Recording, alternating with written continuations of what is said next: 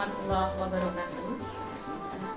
Perkenalkan, nama saya Aryasti Eka Imian.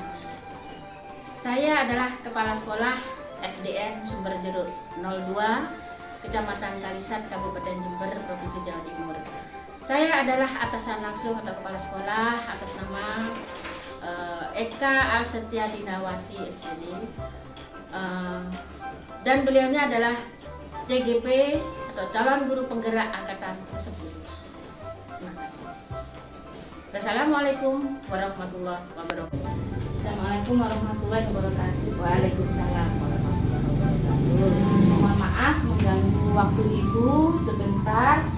Begini, saya ada tugas untuk mewawancara Ibu terkait dengan tugas saya di pendidikan guru penggerak angkatan 10. Jadi begini, saya ini ada beberapa pertanyaan yang harus saya ajukan untuk Ibu terkait dengan tugas saya tersebut. Ibu bersedia, Bu? Ya, saya bersedia. Terima kasih, Bu, atas bantuannya. Untuk pertanyaan pertama, Bu, selama ini bagaimana Ibu dapat mengidentifikasi kasus-kasus yang merupakan dilema etika atau rujukan moral, Bu? Baik. Saya mengamati dulu suatu permasalahan yang terjadi, mengumpulkan informasi yang aktual dan menentukan suatu keputusan itu berdasarkan peraturan. Ya. Apabila terjadi suatu kasus pada peserta didik, maka dilema etika saya musyawarahkan dengan bagian khusus kesiswaan.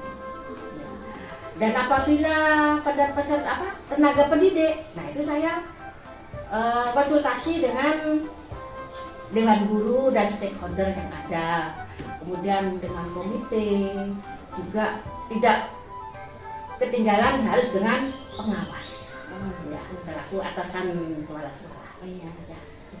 Kemudian yang kedua, Bu, bagaimana Ibu menjalankan pengambilan keputusan di sekolah Ibu, terutama untuk kasus-kasus di mana ada dua kepentingan yang sama-sama benar atau sama-sama mengandung nilai kebajikan, Bu? Ya. Nah, itu dalam pengambilan keputusan itu harus semuanya itu disesuaikan dengan aturan yang ada. Ya. Jadi tidak sembarangan, tidak asal mengambil keputusan dan harus dimusyawarahkan. Juga yang seperti tadi dimusyawarahkan dengan dewan guru dan stakeholder yang ada. Nah, mana keputusan yang lebih urgent, nah itu baru yang diutamakan. Kemudian langkah-langkah atau prosedur seperti apa yang biasa Ibu lakukan selama ini?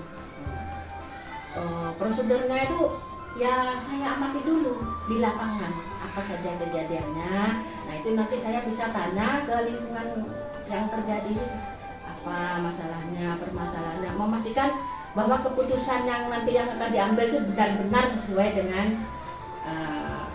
yang permasalahan itu tadi, supaya tidak keliru pengambilan keputusannya. Kemudian, Bu, hal-hal apa saja yang selama ini Ibu anggap paling efektif dalam pengambilan keputusan pada kasus-kasus dilema etika? Kalau saya merasa waktu pengambilan keputusan itu efektif apabila disetujui oleh semua pihak, dilakukan spontanitas. Jadi yang melalui manajemen sekolah yang ada itu. Jadi dengan dewan guru, dengan untuk menentukan pendapat itu supaya tidak keliru, pengambilan keputusannya itu supaya tidak keliru. Ya. Baik. Hal-hal apa saja yang selama ini merupakan tantangan dalam pengambilan keputusan pada kasus-kasus dilema etika, Bu? Gimana dulu? Hal-hal apa saja yang selama ini merupakan tantangan dalam pengambilan keputusan pada kasus-kasus dilema etika, Bu? Tantangannya dihadapi itu dalam pengambilan keputusan itu apabila tidak bisa diterima, ya itu yang dikhawatirkan. Jadi kalau tidak diterima itu kan otomatis ya gimana Ya saya usahakan supaya keputusan itu yang ada itu bisa diterima oleh semua dewan guru dan stakeholder yang ada di sekolah. Kemudian apakah Ibu memiliki sebuah tata cara atau jadwal tertentu dalam sebuah penyelesaian kasus dilema etika?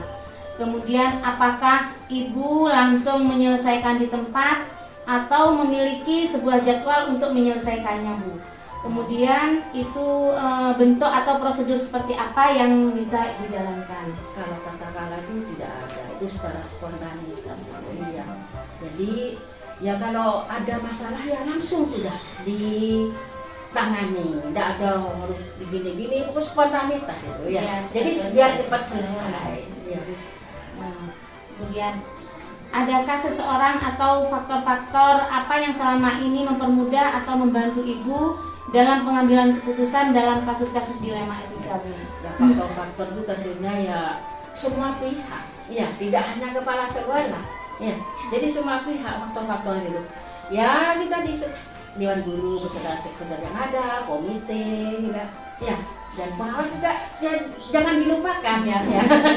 Harus konsultasi ya, harus konsultasi supaya tidak keliru dalam pengambilan keputusan. Ibu, untuk pertanyaan terakhir ini. Dari semua hal yang telah disampaikan, pembelajaran apa yang dapat Ibu petik dari pengalaman Ibu terutama ini ya dalam mengambil keputusan dilema etika? Nah, dalam mengambil keputusan itu memang suatu dilema ya. Jadi kejadian-kejadian apa saja yang sudah terjadi itu merupakan pengalaman, pelajaran. Pengalaman adalah pelajaran yang terbaik ya. Jadi kita untuk melihat kejadian yang sudah terjadi. Jadi pengalaman apa yang sudah kita lalui, misalnya menyakitkan, ya kalau bisa jangan diulangi lagi gitu ya. Nah, jadi pengalaman adalah guru yang terbaik bagi saya, bagi kita pokoknya ya. Iya. Nah, Ibu, terima kasih Bu atas waktunya untuk wawancara ini. Semoga saya pribadi bisa mengambil hikmah dari apa yang telah Ibu sampaikan. Saya sampaikan terima kasih banyak. Mohon maaf jika ada kesalahan yang saya lakukan baik sengaja ataupun tidak sengaja. Sama. Assalamualaikum warahmatullahi wabarakatuh. Nama saya Kak Alfia Dinawati, calon guru penggerak angkatan 10 dari Kabupaten Bogor. Hari ini saya mendapatkan tugas untuk mewawancara kepala sekolah terkait dengan pengambilan keputusan dengan berbasis pada nilai-nilai kebajikan.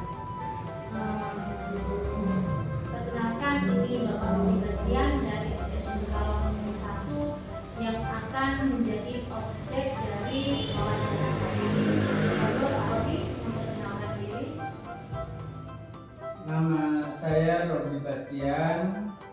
Kebetulan saya adalah nakoda dari SDN Sumber Kalong 1, Kecamatan Kalisar. Terima kasih Pak Rodi. Mohon maaf hari ini sedikit mengganggu waktu Bapak. Apakah Pak Rodi berkenan untuk saya wawancara hari ini? Siap. Oke Pak Rodi. Ada beberapa poin pertanyaan yang ingin saya tanyakan terkait dengan bagaimana pengambilan keputusan di sekolah Bapak dengan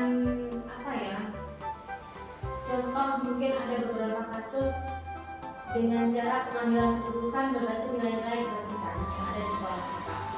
Baik Pak Robi, untuk pertanyaan pertama, bagaimana Bapak dapat mengidentifikasi kasus-kasus yang merupakan dilema etika atau bujukan moral yang mungkin ada di sekitar Bapak?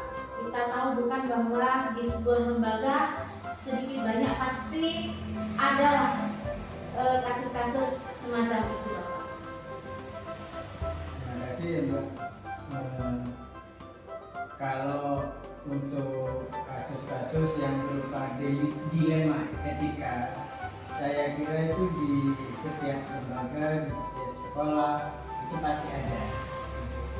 Dan kalau di sini di SDN juga kalau 01 ini selama ini saya selalu mengidentifikasi kasus-kasus dilema etika itu, dan kemudian saya itu berkoordinasi dengan guru-guru di sini dengan teman sejawat untuk melihat kasus tersebut siapa saja yang terlibat. Nah, dengan melihat kebenaran yang ada, terus setelah itu dilakukan pengujiannya kebenarannya. Setelah teruji kebenarannya benar tidak kasus ini, lalu baru kita mengadakan musyawarah dengan rekan-rekan. Artinya kita itu saling berkolaborasi, baik antara kepala sekolah, guru, itu harus ada saling kolaborasi. Kolaborasi intinya ya Pak ya. Oke, baik. Pertanyaan kedua ini Pak, bagaimana Bapak menjalankan pengambilan keputusan di sekolah Bapak, terutama ini ya, untuk kasus-kasus di mana ada dua kepentingan, yang dimana kedua kepentingan itu sama-sama benar atau sama-sama mengandung nilai kebajikan? Untuk itu memang menjadi sebuah dilema bagi seorang pimpinan untuk mengambil keputusan dari permasalahan yang sama-sama dianggap benar. Tapi saya itu dalam pengambilan keputusan itu selalu berpegang teguh, atau artinya itu dikembalikan ke peraturan yang sudah disepakati lagi. Ada peraturan sekolah, kita mempunyai kesepakatan. Disitulah ketika ada kasus kita kembalikan ke kesepakatan kita itu. Begitu. Saya kurang percaya. Yang ketiga ini Bapak, langkah-langkah atau prosedur, misalkan langkah-langkah atau prosedur seperti apa yang biasa Bapak lakukan selama ini dalam pengambilan keputusan terhadap masalah-masalah yang ada di Bapak? Untuk langkah-langkah pengambilan keputusan, biasanya yang sering saya lakukan itu adalah kita mencari fakta-fakta dulu, atau mencari data-data tentang kasus itu. Setelah data-data tersebut kita terkumpul, kita biasanya melakukan pemanggilan kepada yang bersangkutan, misalkan kepada si Pak A atau kepada Ibu B. Kita melakukan pemanggilan dan kita melakukan koordinasi dengan pihak terkait, kemudian berkomunikasi juga dengan guru-guru yang lain. Kemudian nih, pertanyaan keempat, hal-hal apa saja yang selama ini Bapak anggap mungkin paling efektif dalam pengambilan keputusan pada kasus-kasus dilema etika Bapak? Saya kira dalam pengambilan keputusan pada kasus dilema etika itu, untuk langkah yang paling efektif itu saya kira kita harus berkoordinasi lagi dengan Dewan Guru atau rekan sejawat. Kembali lagi ke semua dilibatkan itu iya, ya. kembali lagi ke kesepakatan yang sudah kita buat di sebuah sekolah itu. Ketika ada kasus dilema etika, nah kita kembalikan ke sana ke aturan kesepakatan kita, dan kita berkolaborasi dengan guru-guru, bermusyawarah, berkomunikasi dengan guru-guru sejawat untuk bisa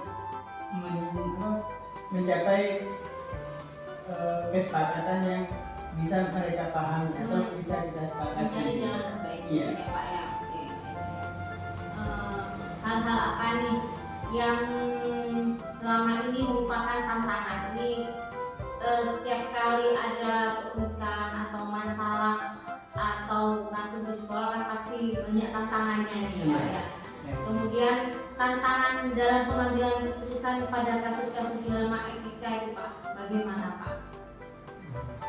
Tantangan pasti sih ada itu. Dalam pengambilan keputusan itu pasti kita mempunyai sebuah tantangan, dan itu pun harus kita hadapi. Tantangan kalau bagi saya, tantangan dalam pengambilan keputusan itu ketika kita mengambil sebuah keputusan, di situ ada katakanlah misalnya anaknya seorang pejabat ataupun orang yang terpandang, ya, tokoh masyarakat, nah, yang mana orang ini mempunyai dampak terhadap kebijakan sekolah, apalagi mereka terus ikut campur dalam permasalahan ini. Contohnya mungkin ya kayak LSM, mungkin itu ya, itu terus ikut campur. Nah, itu yang merupakan sebuah tantangan bagi Bapak sama mengambil iya keputusan. Untuk yang keenam ini Pak, apakah Bapak memiliki tata kala atau jadwal tertentu dalam sebuah penyelesaian kasus dilema etika? Kemudian apakah Bapak itu langsung menyelesaikan penyelesaian kasus dilema etika tersebut, atau memang ada jadwal tersendiri nggak Pak untuk menyelesaikannya? Kemudian bentuk dan prosedur seperti apa yang Bapak jalankan saat pengambilan keputusan itu? Saya kira kalau merujuk ke tata kala atau jadwal begitu ya, itu untuk kasus itu sendiri itu kan mundurnya tidak rutin, artinya tiap hari kan tidak mungkin ada kasus, terus sehingga untuk penyelesaiannya pun kita tidak ada jadwal khusus, itu kondisional aja. Misalkan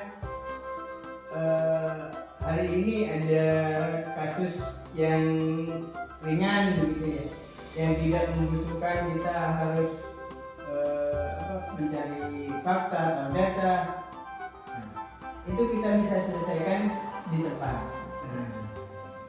Tapi jika permasalahannya itu berat dan memerlukan penanganan yang melalui tahap-tahapan itu, kayak pencarian fakta, pemanggilan yang bersangkutan, itu kita perlu waktu, kita perlu schedule. Tidak bisa kita ada kasus yang berat seperti itu kita langsung ujuk-ujuk langsung memutuskan, langsung membuat keputusan, tidak bisa.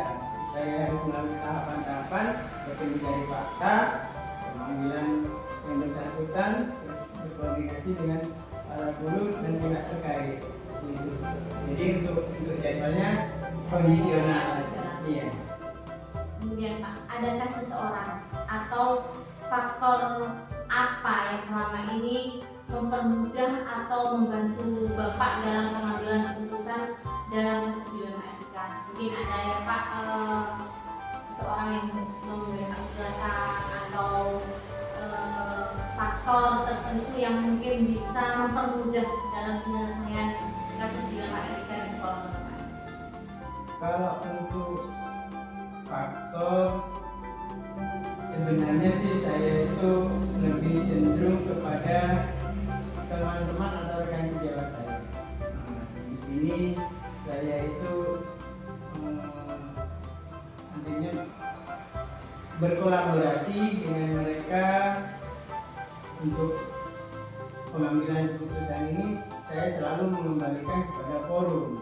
Artinya kita di situ antara kepala sekolah dengan teman-teman sejawat itu harus bisa saling berkolaborasi untuk bisa mengatasi permasalahan.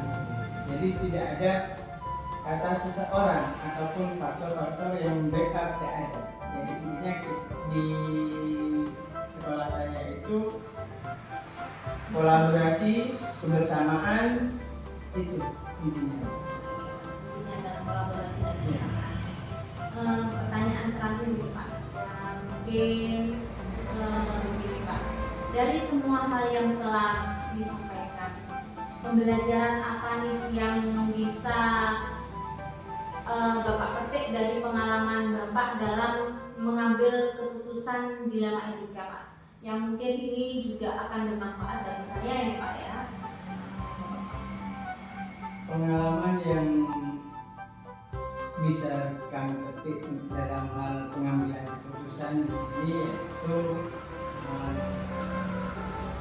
cara kita berkomunikasi dengan baik dengan rekan sejawat ataupun kepada semua pihak yang nantinya dalam pengambilan keputusan akhir ini yang saya kira bisa sesuai dengan sasaran, tepat sasaran dan berdampak positif kepada semua murid. Nah, itu dan efek pelajaran yang bisa dipetik itu adalah kolaborasi, kebersamaan dan rasa kenyamanan di antara teman-teman guru, baik kepala sekolah. Jadi kita harus bisa mengembangkan nilai-nilai kolaborasi di sekolah. Intinya dalam setiap pengambilan keputusan kita tidak bisa menentukan penyelesaiannya sendiri gitu ya Pak, tidak ujuk-ujuk langsung diselesaikan seperti itu ya Pak. Kita tidak bisa meskipun kita selaku kepala sekolah terus kita sebagai penentu kebijakan itu bukan. Kepala sekolah di sini bukan penentu kebijakan. Jadi kita bekerja itu harus ada kerjasama kepala sekolah dengan dewan guru. Jadi kita tidak bisa kita sepihak menentukan sendiri karena tentunya kalau kita sepihak menentukan keputusan itu sendiri, iya baik bagi saya belum tentu itu baik buat sekolah ataupun dewan guru ataupun bagi siswa. Nah, jadi dari itu kita harus bisa berkomunikasi dengan baik agar timbul rasa kebersamaan yang kuat di SD. Begitu. Baik Pak, terima kasih atas waktu yang diberikan. Permohonan maaf saya jika ada salah kata yang saya ucapkan Pak ya tadi ya, mungkin secara sengaja ataupun tidak disengaja. Dan terima kasih atas bantuan Bapak hari ini sudah mau meluangkan waktunya untuk saya wawancara. Bapak, terima kasih ya Bapak ya. Baik teman-teman, inilah hasil dari wawancara saya dengan Bapak